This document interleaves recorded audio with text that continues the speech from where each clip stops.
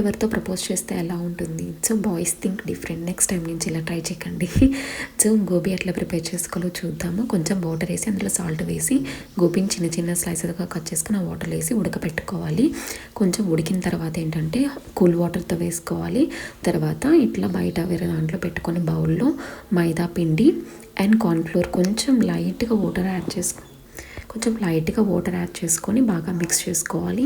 Water light అంటే లైట్గా once mix చేసుకున్న తర్వాత బాండి పెట్టి ఆయిల్ పెట్టుకొని ఆయిల్ వేడెక్కిన తర్వాత కొంచెం కొంచెంగా వేసుకోవాలి. మొత్తం ఒకేసారి వేయకూడదు. కొంచెం కొంచెం వేసుకొని బాగా డీప్ ఫ్రై చేసుకోవాలి. Like this.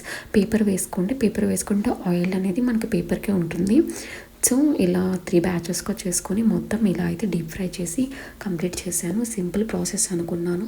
నియర్లీ ఒక 1.5 hours 2 hours పట్టింది. నెక్స్ట్ ఆయిల్ పెట్టుకొని చిన్న గార్లిక్ పీసెస్ వేసాను. నెక్స్ట్ చిన్నగా ఆనియన్స్ చాప్ చేసి పక్కన పెట్టుకున్నాను.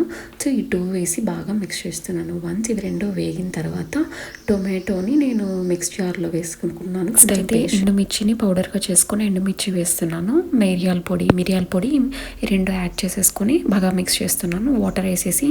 వాటర్ కూడా యాడ్ చేసుకొని బాగా కలుపుకోవాలి. మనకేంటంటే సోయా సాస్ వెనిగర్ ఇలాంటివి ఉండవు కాబట్టి ఉన్న వాటితోనే అడ్జస్ట్ చేసేసుకోవాలి. అండ్ దెన్ ఫ్రై చేసి పెట్టుకున్న కాలీఫ్లవర్స్ కూడా యాడ్ చేసుకొని బాగా మిక్స్ చేసుకోవాలి. Simple process, not a simple process. చూడడానికి తినడానికి బాగుంటుంది కానీ లాస్ట్ అయితే సర్వ్ చేసేసుకొని ఆనియన్స్ వేసేసుకుంటున్నాను.